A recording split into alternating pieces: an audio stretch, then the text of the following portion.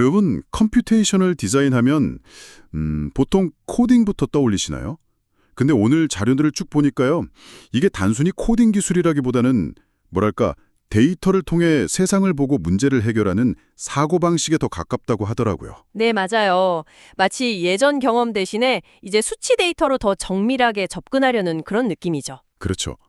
그래서 오늘은 여러분이 보내주신 강의 노트랑 자료들 바탕으로 이 컴퓨테이셔널 디자인의 진짜 핵심 중 하나인 메쉬 데이터 구조에 대해 좀 깊게 이야기 나눠보려고 합니다. 좋습니다.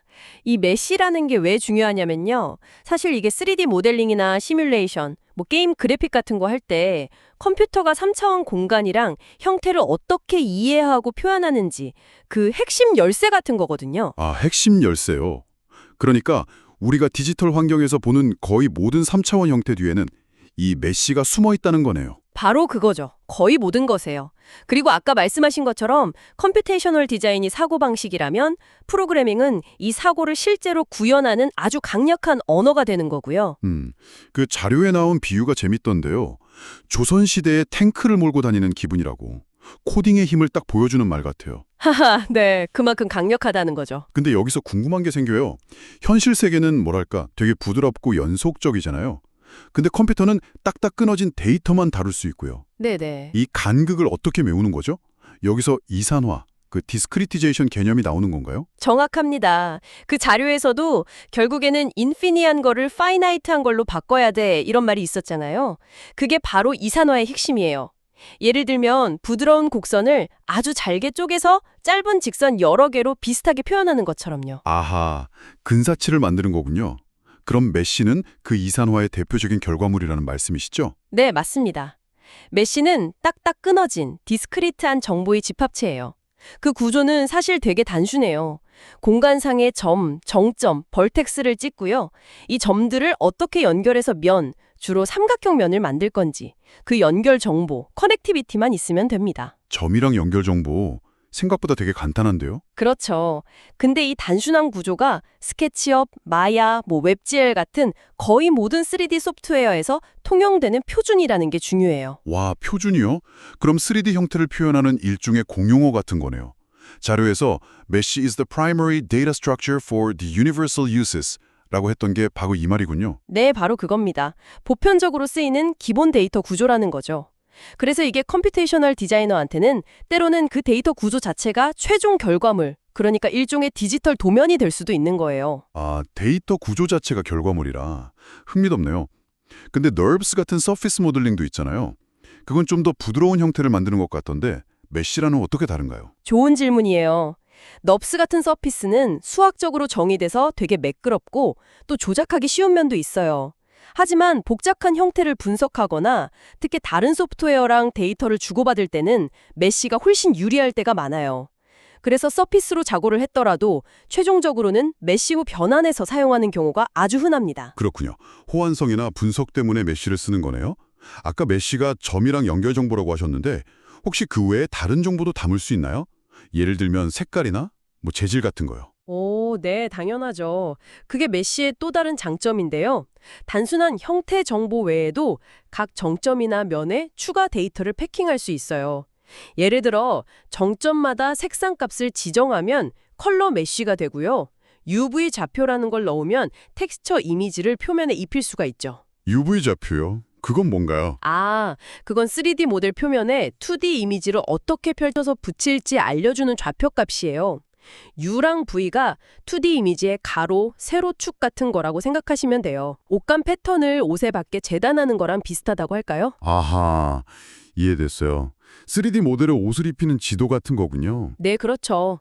그런 식으로 색상, 질감, 심지어는 어떤 분석 결과값 같은 다양한 데이터를 메쉬에 함께 저장할 수 있습니다. 와, 정말 많은 정보를 담을 수 있네요. 근데 모델이 엄청 복잡해지면 데이터 양이 어마어마할 것 같은데요. 게임 같은 데서 특정 부분을 딱 클릭했을 때 버벅거리지 않으려면 이걸 어떻게 효율적으로 관리해야 하나요? 맞아요. 데이터가 많아지면 효율성이 중요해지죠. 그래서 쿼트리, 옥트리 같은 공간 분할 기법을 많이 써요. 공간 분할 기법이요? 네, 쉽게 말하면 넓은 공간을 계속 작은 구역으로 나눠서 관리하는 거예요. 나무 구조처럼요. 그래서 특정 위치에 있는 데이터를 찾을 때 전체를 다 뒤지지 않고 관련된 작은 영역만 빠르게 검색할 수 있게 하는 거죠. 게임 화면에서 어떤 물체를 클릭했을 때 그 주변 영역만 빠르게 찾아 반응하는 게 이런 원리 덕분이에요. 아, 데이터를 계층적으로 관리해서 검색 속도를 높이는 거군요. 똑똑한데요? 그렇죠. 방대한 데이터를 다루려면 필수적인 기법이죠. 그런데 자료 보니까 기본 메쉬는 좀 멍청한 데이터 구조라는 표현도 있던데요? 이건 무슨 뜻이죠? 아, 네. 그게 아주 틀린 말은 아니에요. 기본 메쉬는 딱 정점 위치랑 이 정점들이 모여서 어떤 면을 만드는지 그 정보만 가지고 있거든요. 그래서 예를 들면 어떤 한 모서리에 어떤 면 두 개가 붙어 있는지 아니면 특정 정점에 연결된 모서리가 몇 개인지 같은 좀 더 상세한 연결관계를 바로 알기가 어려워요. 아, 연결 정보가 좀 부족하다는 거군요. 네. 그래서 좀 더 정교한 작업, 예를 들어 모델을 천처럼 펼치거나 언폴딩, 위상 토폴로지 분석이 중요한 패브리케이션 같은 분야에서는 그냥 메쉬보다 하프에지 데이터 구조 같은 걸 선호해요. 이건 각 모서리를 방향성이 있는 두 개의 반쪽 모서리로 보고 각 반쪽이 어떤 면에 속하는지, 다음 반쪽 모서리는 먼지 같은 정보를 다 가지고 있어서 훨씬 풍부한 연결 정보를 제공하거든요. 자료에서 well-defined 구조라고 한 게 이런 걸 말하는 거죠. 와, 하프 엣지. 훨씬 더 많은 정보를 가지는군요. 기본 메쉬부터 하프 엣지까지. 필요에 따라서 다른 구조를 사용하는 거네요. 네, 그렇죠. 작업의 목적과 필요한 정보 수준에 맞게 선택하는 거죠. 자, 그럼 오늘 이야기를 좀 정리해 볼까요? 결국 메쉬라는 건 우리가 사는 복잡하고 연속적인 3차원 현실 세계를 컴퓨터가 이해하고 다룰 수 있도록 점과 연결이라는 이산적인 데이터로 변환하는 아주 근본적이면서도 강력한 방법이라는 거네요. 네, 맞습니다. 그 비교적 단순해 보이는 구조가 현대 디지털 디자인, 시뮬레이션, 엔지니어링, 그래픽 등등 정말 많은 분야에 초석이 되고 있는 거죠. 그러니까 여러분이 매일 스마트폰이나 컴퓨터로 보는 3D 객체들 있잖아요. 게임 캐릭터라든지 지도 앱에 나오는 건물들 아니면 제품 디자인 모델링 같은 거요. 네, 그 모든 적들 이면에 바로 이 메쉬 구조가 숨쉬고 있다고 생각하시면 됩니다. 이 기본 원리를 알고 나면 디지털 세상을 보는 눈이 조금 달라질 수 있겠죠? 정말 그렇겠네요. 그럼 마지막으로 청취자분들께 생각할 거래를 하나 던져드리고 싶어요.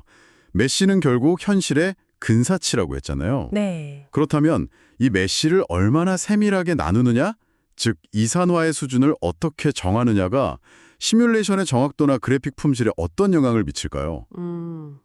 더 자세하게 만들수록 무조건 좋을까요? 아니면 계산 비용과의 균형점을 찾아야 할까요? 중요한 질문이죠. 디테일과 성능 사이의 트레이드오프. 네, 이 충분히 좋은 근사치는 과연 어디일까? 이 질문을 한번 곱씹어 보시면 오늘 이야기가 더 의미 있게 다가오지 않을까 싶습니다.